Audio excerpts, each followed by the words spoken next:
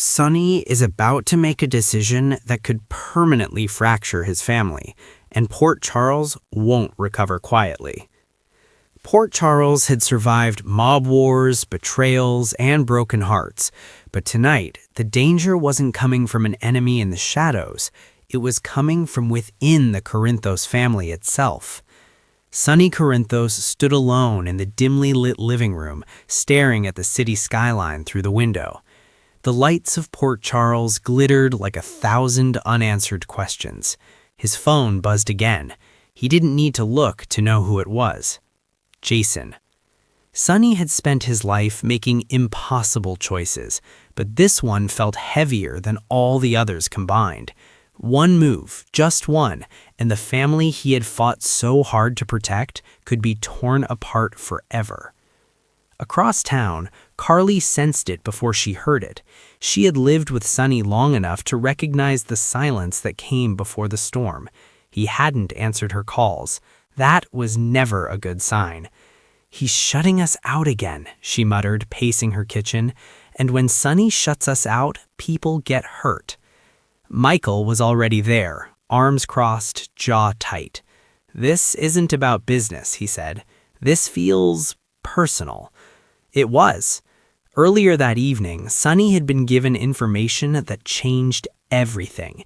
A betrayal, quiet, calculated, and devastating, had come from someone inside his own bloodline. The details were still unclear, but the damage was undeniable. If the truth came out, it would destroy trust, reputations, and possibly lives. And Sonny knew something else. If he acted the way he always had, fast, forceful, without mercy, his family would never forgive him. At the Quartermain mansion, Michael replayed every warning sign he had ignored.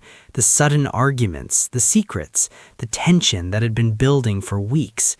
Sonny's distance wasn't accidental. It was strategic.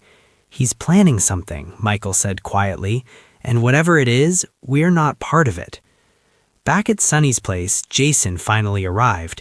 He didn't ask questions. He didn't need to. He took one look at Sonny's face and understood the weight of the moment. "You sure about this?" Jason asked. Sonny exhaled slowly.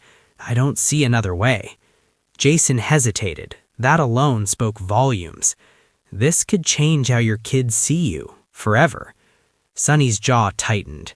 "They already don't see me the same way." That was the truth he never said out loud. Sonny had spent years convincing himself that everything he did, every dangerous decision was for his family.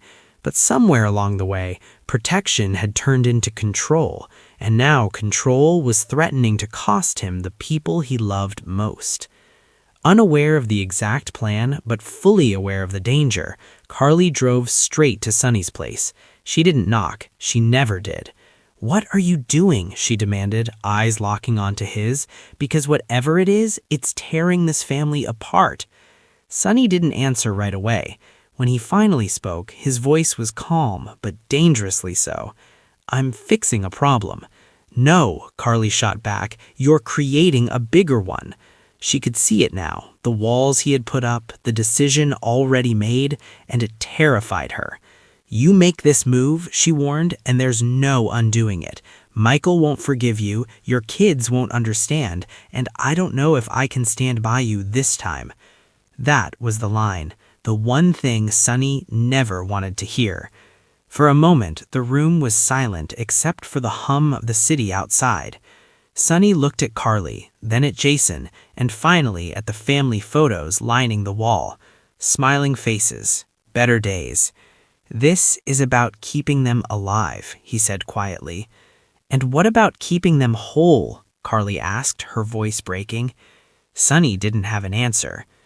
Later that night, the fallout began before Sonny even made his move. Michael received a message, cryptic, unsettling, and unmistakably Sonny's doing. The meaning was clear. Things were about to change. At the same time, Dante felt it too.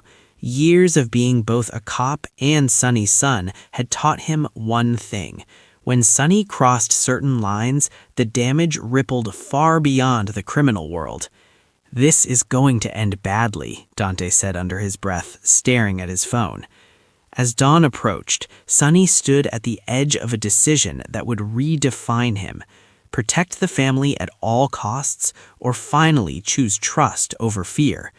But in Port Charles, choices never came without consequences, and as the sun rose over the city, one truth became unavoidable. Sonny Corinthos's next move wouldn't just shake Port Charles, it could destroy his own family.